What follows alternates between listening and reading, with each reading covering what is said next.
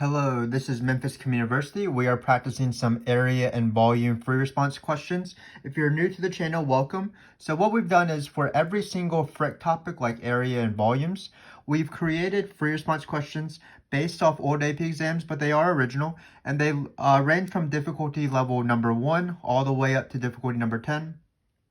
So in this video, we're sort of in the middle, difficulty number 6.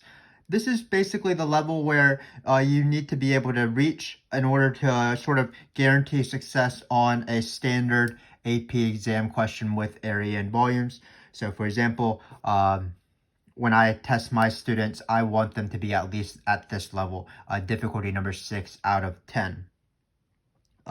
Where the next videos, if you continue watching this series, difficulty 7 through 7, 8, 9, 10, those are a little bit harder. There'll be a little bit of weird things going on in those questions. But if you want to know the standard stuff, you should know it, hopefully, as you watch this video series by the time you get to the end of this video. This video is not that much more difficult than difficulty number 5. Basically, we're really practicing rotating and doing cross sections of when we're perpendicular to a vertical line like the y-axis, as we'll see throughout this free response question.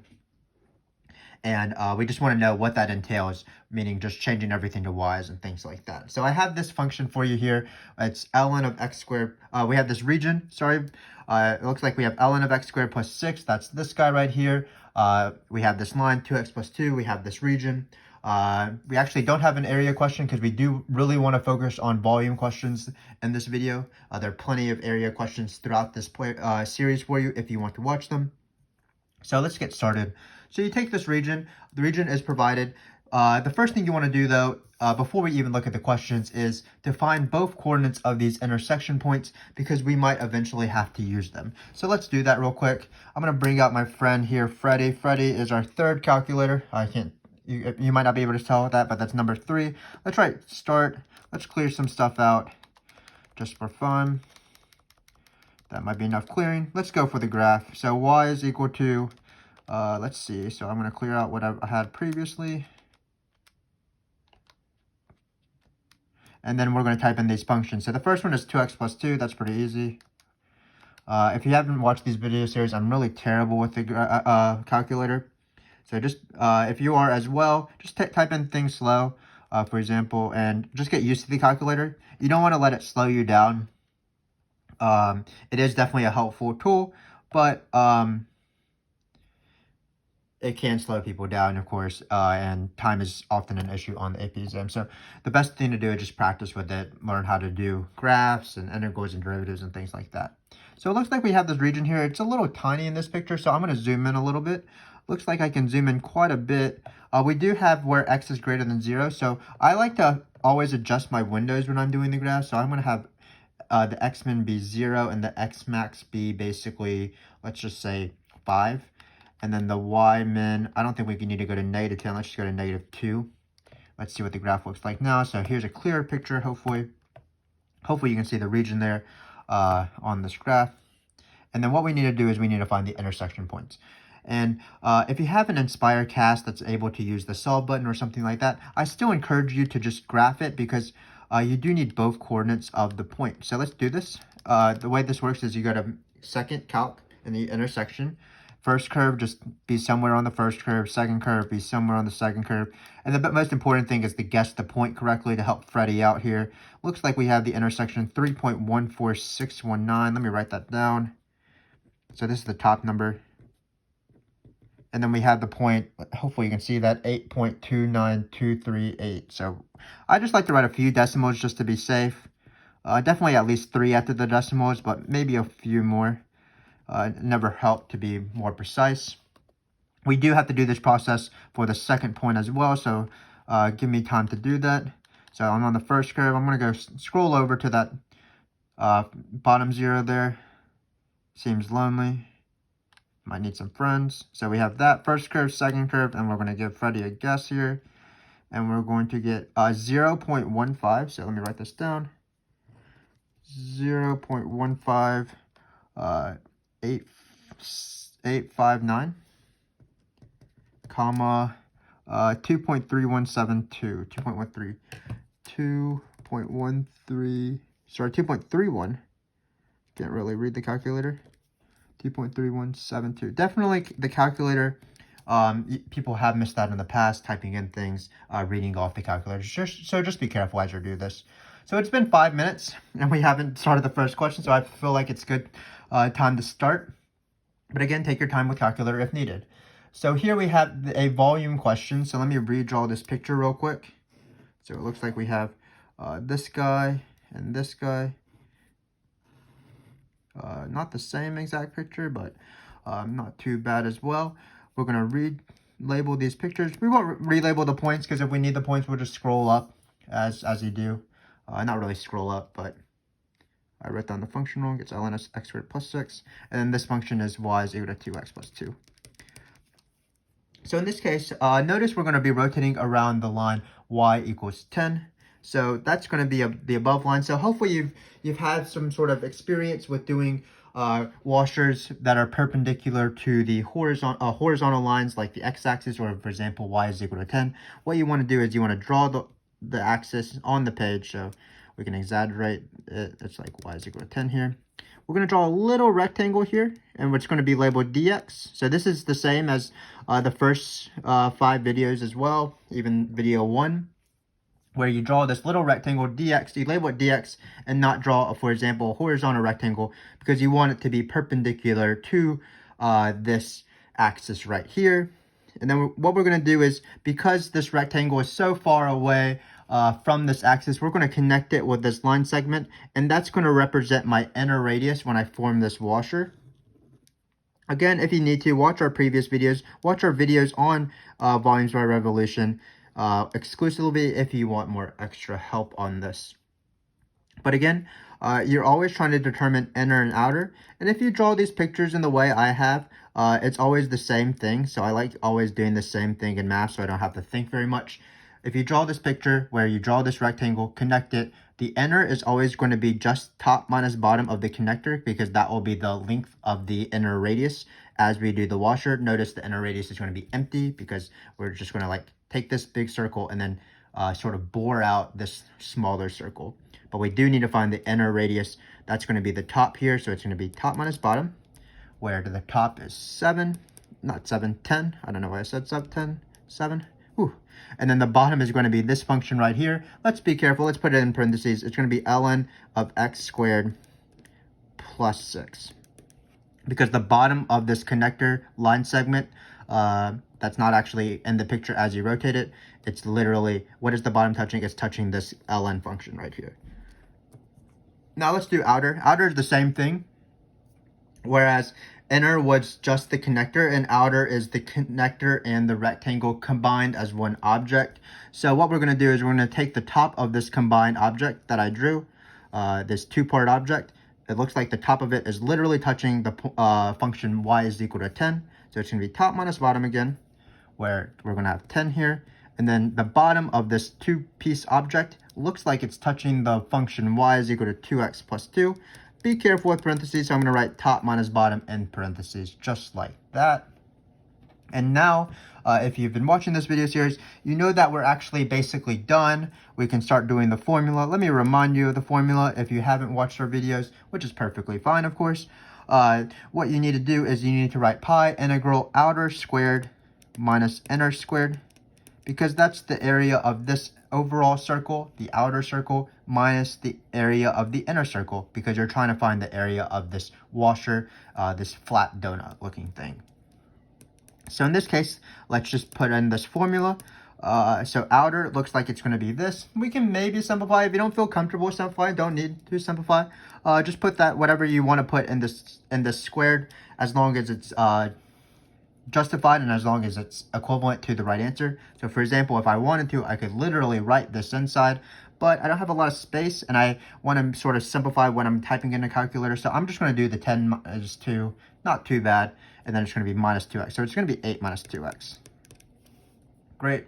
And then the inner is going to be 10 minus 6, so that's going to be 4 minus ln of x squared. That's going to go in the inner. Just keep in mind it's outer squared minus inner squared in the formula for a washer, because you're doing pi r squared minus pi r squared. So this is going to be 4 minus ln of x squared. We're going to square that. I should have a dx here, and we'll put it on the bottom just to not make him feel bad. Don't try to remember your dx's, but it is the least important part of this integral. We do have to do one more thing before we type this bad boy into Freddy. We do need to find the coordinates of this integral. We're going to look at our initial points, and because we're dealing with everything with x's, that's what the dx is telling me. Everything should be in x's. We're going to use x coordinates, so we're going to do 0.1589. And then we are going to raise it to the 3.14619. We're going to type this guy into Freddy. Let's see what Freddy gives me. This is the hardest part in my opinion. Let's see if we can do it. If not, then people have failed in the past and we won't be the last. So let's try our best though. So menu, go down to integral, type in the numbers. So it's going to be 0.15859, I believe. If I can read my own handwriting. If you can't read it, then I probably can't read it. 3.14619 is the upper limit of this integral. And then as we're typing in the integral, just like normal, we're going to be careful. So it's outer squared minus inner squared. So it's going to be 4. Let's see if I can do this. 4 minus ln of x squared. X squared. And then it's going to be all of that squared. Close those parentheses, and then we're going to write dx, and then we're going to see what Freddy gives us. If Freddy is taking his time to calculate it, he gives us 34.2421. But keep in mind that this is not the answer because you do need to multiply by pi on the end. So I'm going to multiply this guy by pi, and I'm going to get 108.136. Remember, we have to round to 3 places after the decimal. 108.136, and that is the first question done. A very standard volume question. Let me just remind you what to do. Choose dx rectangles because it's horizontal to the we're choosing a dx rectangle because the rotation axis is a horizontal line. It is not touching the horizontal line, so what we need to do is we need to connect it. Then we start forming outer and inner. So outer is going to be the top minus bottom of the entire object, the combination of the connector and the rectangle. Inner is just the connector, this line segment right here, connecting the rectangle with the rotation axis. So that's just going to be 10 minus this ln function. Then once you've established this washer, you are good to go because you just set up this formula. Pi integral outer squared minus inner squared. Outer is going to be what we said, 10 minus 2, which is 8.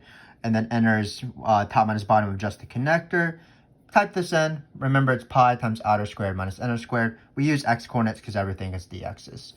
So that's just a standard volume by washer question. People usually, once they figure out how to do this, they want this on tests and exams because they know how to do this. But let's see if we can do this one, which is another rotation question, but we are rotating around a vertical line. So we're going to redraw these functions. Give me a little bit of time. Wow, that is embarrassing for my pen. Let's see if you can do better. Okay, so that's not bad. We're going to have, let's try to exaggerate this. So it's going to be like something like this and this. Not too bad. So in this case, before I label the functions, let's see where the rotation axis is. The rotation axis in this case is actually an x is equal to minus 2. That is a vertical line, which does change things up. We are going to be drawing a dy rectangle as opposed to a dx rectangle in this case. Similar to the first one though, we still need to draw a connector line segment because we are not touching this axis. So this is again representing the inner radius, even if you're spinning around these sort of axes as opposed to this way. There's still some empty space in between the region and the axis, so that prompts us to draw a rotation axis, a connector line segment like this.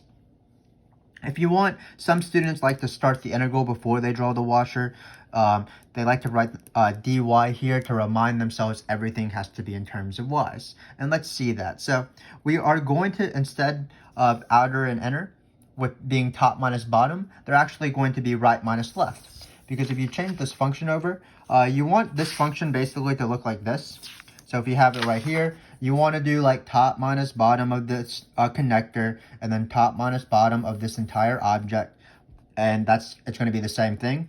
Basically, the y-axis, the x-axis becomes the y-axis, and you're flipping everything around. So when you look at it in the right orientation, this top thing becomes the right. So instead of outer and inner being top minus bottom, we're just going to call it right minus left. So if we draw this washer, what we're going to call it, the inner is going to be right minus left. I'm going to write R minus L for right minus left. Outer is going to be R minus L as well. But so it does change. Instead of top minus bottom, we have right minus left, but it's the same thing. Inner still represents the connector. It still represents the inner radius. Outer still represents the entire thing, like the rotation axis all the way to the final endpoint. So this is going to be outer. This is going to be what the outer radius is. Right minus left of this entire object, the connector and the rectangle combined. But unfortunately, it's not as easy when you do right minus left versus top minus bottom, because you want everything to be in terms of y. So these functions, for example, this one is 2x plus 2. When I go to do outer, because this will be the right of the outer, I don't want to plug in 2x plus 2 minus the left, because 2x plus 2 will force me to write something with x's, and I do not want to do that. I need everything to be in terms of y, which means that I need to solve for x, isolate x, so that my function becomes in terms of y, and I'll be able to plug that into the integral, and all will be swell.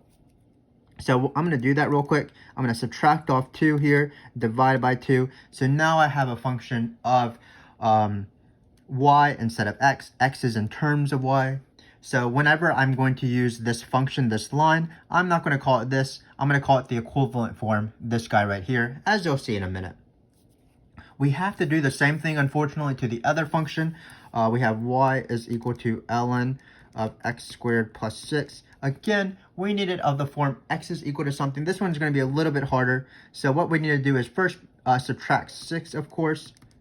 And then how do you get rid of an ln? Well, you're going to raise e to the, you're going to have each side of the equation as a power of e. So we're going to raise e like this. The reason why we're doing this is that the e and the ln are basically inverse functions. So that means that on the one side, we're just going to have x squared. They're not basically inverse functions. They are inverse functions. And then we have e to the y minus 6. Finally, how do you get rid of this x squared? We're just going to take the square root. So it looks like x is going to be the square root of e to the y minus 6.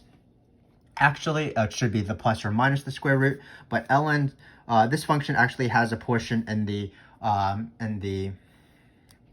on the negative side of the x's, but we don't care about that because this is x is greater than 0, and our region doesn't have that. So we're actually just going to do the positive version.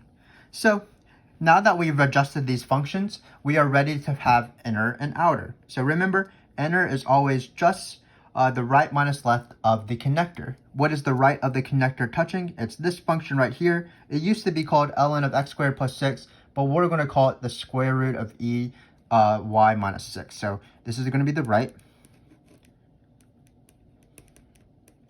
And then we need to subtract off the left. Well, the left is going to be minus 2. So actually, it's going to be minus 2, if that makes sense, because it's going to be right minus 2. The outer is going to be very similar. We're not going to use this line. That's the entire guy from here to here. The right side is touching this line, but we're not going to use the x equation. We're going to use the y equation. So it's going to be y minus 2 over 2. And again, it's going to be minus 2, so it's plus 2. So we are done finding the outer and the inner. That's usually the hardest part of this question, because what you do now is you just plug it into this formula. So we get y minus 2 over 2 plus 2. It is still outer squared minus inner squared, where the outer and the inner were just found differently. I'm going to write the minus on the bottom, but hopefully you can see that that's going to be one continuous integral.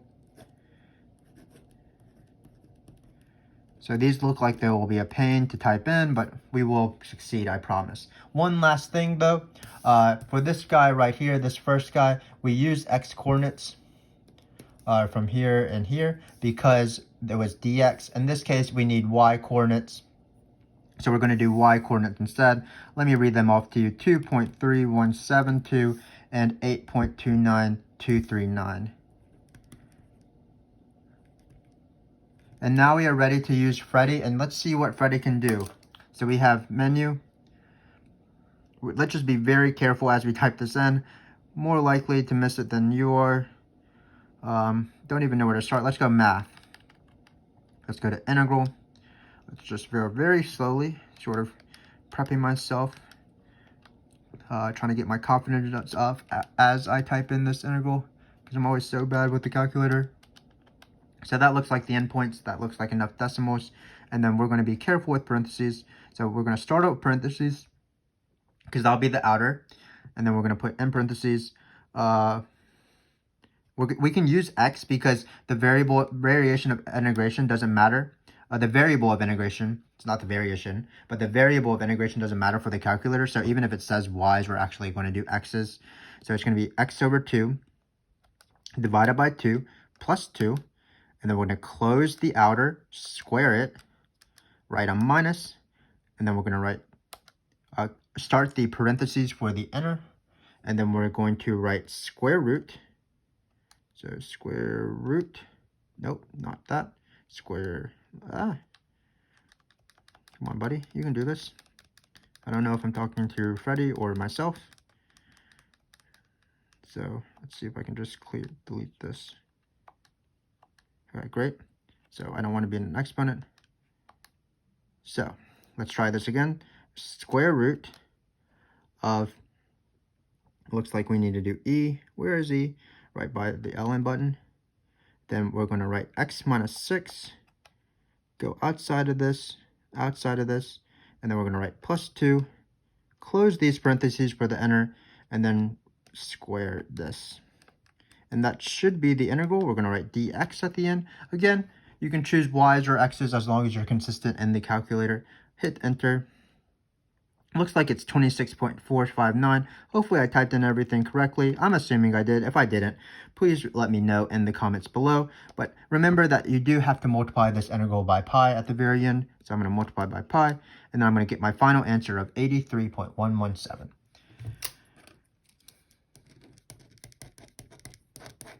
So let me just review a little bit, because I like to hear myself talk before we go to the next question. When you do volumes that are rotated around vertical lines, for example, the y-axis, nothing changes. It's still going to be pi times outer squared minus inner squared, where inner deals with the connector, and then outer deals with the rectangle and the connector combined, because that's the distance of the outer radius of the washer. The only things that are different, there's 2 of them. First off, both outer and inner are, actually there will be 3 changes. Outer and inner are right minus left of their respective objects, as opposed to top minus bottom, but that's not too bad. It just makes sense that it's right minus left. Another easy thing is just to use y coordinates instead of x coordinates. The hardest thing, in my opinion, and what students have the most trouble with, is remembering to change these functions into y functions. So, for example, y is equal to 2x plus 2 became this. This ln1 became this at the end. And why you do that? Well, you need to have everything in terms of y's. So if you remember, if I'm rotating around a vertical line, what I need to do is to have everything in terms of y's. And that actually, once we're done with this question, it actually applies to the back, because we are doing cross sections now. And remember that for cross sections, the most important thing is to remember that the 2 main givens, are what axis you're perpendicular around to, either the x-axis or the y-axis, and then your shape. So in this case, we're semicircles. Let me redraw this picture. So it's going to be like this and this. Here, we're forced to draw a dy rectangle because we're perpendicular to the y-axis. If it was a perpendicular to the x-axis that has been covered in previous videos, that it would be a dx rectangle instead. No rotation, so no need to draw connectors or inners or outers or anything like that. But just like with the x's, the y's indicate that we do have to change everything to y's again. So when I copy my stuff from the front, I'm not going to copy y is equal to 2x plus 2. I'm going to copy x is equal to y minus 2 over 2. Because again, I want to plug in everything to be in terms of y. Same thing on the for this function. I'm not calling it the original ln function. I'm calling it this new function, x is equal to square root of e to the y minus 6. So these are my two functions. Hopefully you can tell that that's a minus 6. And now we're ready to go. So remember that when you have cross sections, what you want to do is you want to draw the cross section. So this is the same thing as when you're doing cross sections that are perpendicular to the x-axis. The base of the shape, no matter what it is what we picture it as is that it's glued. This base of the shape is glued to this rectangle right here. So imagine a semicircle coming across the out of the page, and it's just a row of them. So there'll be one right here, there'll be one right here. There's an infinite number of them, and they're all infinitely thin. But we don't really need to know that. We just need to know that the base is going to be glued to this rectangle. When you're doing x perpendicular to the x-axis, of course, you're doing top minus bottom. But in this case, because we're perpendicular to the y-axis, we do right minus left. So we just literally see what is the right function touching. Well, it's going to be this line, which we're calling this this y function instead of the original given, because we want y's in the integral. Finally, what is the left of this rectangle touching? Well, it's this ln thing that became square root of e to the y minus 6. Great. So now we have the base of the shape. And why is the base of the shape important? We're always integrating the area of the cross section. In this case, we'll put dy's here because we're dealing everything with y's. So just keep in mind that this is the hardest cross section, but the base of the shape, has this length, will tell us the area of the shape. So let's be careful. Remember that this is semicircles or semicircles. I don't know how to pronounce it, but for the area of these objects, these half circles, what we want to do is we want to first do pi over 2, because the area of a circle is pi r squared, and then the area of a semicircle, or half of it, is divided by 2. So that's why this pi over 2 is in front, because I can take it out. Then I need to do r squared, because I'm integrating the area of the shape, which again is this. But for r, keep in mind that this is the diameter. So what I need to do is I need to divide all of this guy, this nasty looking thing, by 2. So I'm going to do that. I'm being very thankful that I don't have to actually integrate this. And then I'm going to put all of this guy and square it. And that's what I'm going to do. You do have to decide which points you want to do, because that's, again, a question. But because we have dy's, everything is in terms of y's, we are going to use the points from B, which are the y's, as opposed to the points in A, which were the x's. So in this case, we're going to have, I believe, let's see if you can see this, 2.3172, and then we had 8.229239, I think. And this is the formula. Should we change the question to write but do not evaluate because we're too lazy to type this in? I think this video has been long enough. Let's actually do that. So we're going to write but do not evaluate.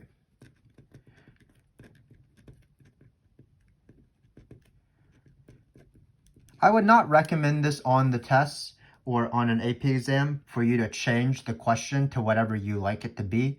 But because we're friends here, because it's pretty casual, nobody's being graded about this. I'm a teacher. Nobody ever grades me on my math skills anymore. We can just change the question when we feel like it. In this case, I feel like the most important thing is to illustrate how to get to this integral as opposed to typing in this integral. It looks like a sort of a nasty thing to type in. But let me just remind you what we did. Cross sections, choose, look at the axes you're perpendicular to and draw the corresponding appropriate rectangle, dx rectangle, meaning like this kind of rectangle. When you're perpendicular to the x-axis, dy rectangle like this when you're perpendicular to the y-axis. When you're perpendicular to the x-axis, it's top minus bottom for the shape. When you're perpendicular to the y-axis, it's right minus left. Right minus left tells you to change the original functions into things that are in terms of y's. So for example, if we did not do the work in this question right here, we would have had to do all this work at some point for this question. And then once you have right minus left, then you're ready to do the area of the shape. In this case, it's the semicircle, which is the hardest shape, but it's still not too bad. There's 2 divide by 2's. This first divide by 2 is to go from diameter to radius, because this is the diameter. The entire base is the diameter, right minus left. So we divide it by 2. That's why it's inside the square, because all of this is the radius. And then this divide by 2 is because we're dealing with semicircles or semicircles, which requires us to divide by 2 of the normal circle formula. And that's how you do it. Integral of the area of the shape, change to y's if necessary, top minus bottom, right minus left is the base. Use the base to find the area. We have one final question to go. This is the equal area question, which is sort of the easiest question probably. Let's redraw this picture one last time. So we have this. This is not the right picture because the x-axis, the intersection point actually was above the x-axis, but it's fine. We're sort of past that by now. So let's write these points out. It's 0.15859. Here we're dealing with a area question where the vertical line, x is equal to k. So we're doing with these regions, which is why we're going to do top minus bottom. So that's why I'm only going to write the x coordinates here. So this last x coordinate was 3.14619. So I guess we said farewell to Freddy a little bit too early than I thought, but that's fine. I think he'll be okay. Let's relabel these functions. Y is equal to ln of x squared plus 6. And then y is equal to 2x plus 2, I believe. So again, this is not the right graph, but whatever. It will suit our purposes. So basically, this is a weird question in the AB FRQs that they like to ask.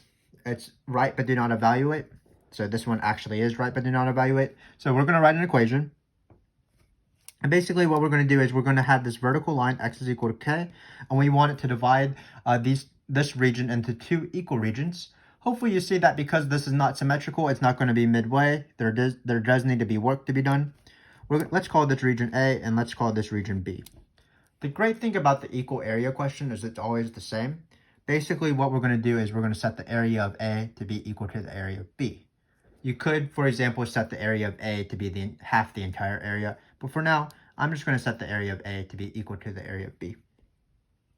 Another great thing about the equal area question is that no matter what, the top and the bottom doesn't change. So it looks like we can stick with x's and doing top minus bottom. So let's set the area of A to be equal to the area of B. So just basically 2 area questions where you don't have to type it in a calculator. So it's not too bad. Each one is the integral of top minus bottom, because that's how you do area, because you're integrating the vertical distance between the boundaries of the region. So top minus bottom here. Great. And then again, the top and the bottom actually are the same for both functions. So we're just going to write top and bottom. Let's put parentheses around things. So top, I don't know why I don't close this parentheses, minus bottom. No squaring because there's no volumes here. And then we're going to set it equal to, let's see if I can write it, did not leave myself enough space. So ln of x squared plus 6. Forgive me, I'm going to write, but underneath it, minus 2x plus 2. Hopefully you can see that at the very bottom of the shot. So this is actually the integral. It's top minus bottom, top minus bottom. So the area of A is the top of A, which is this function, ln, minus the bottom, which is the line. Same thing with B. The top is ln, right here. The bottom is the line as well. So the only thing that's going to be different is the endpoints. So what are the endpoints of A? Well, the left one is going to be this one right here, the left endpoint right here. So it's going to be 0.15859. And then the right one of A is going to be this vertical line because it stops at x is equal to k. Finally, we're going to have k because that's the left endpoint of the region B. And then we're going to go up to 3.14619. We are done with this free response question. This is the equal area question. The integral of top minus bottom being the same. So notice the integrands are the same, or the thing in the integral. The only thing that's changing are the limits. This number to k, k to this number, and we're good to go.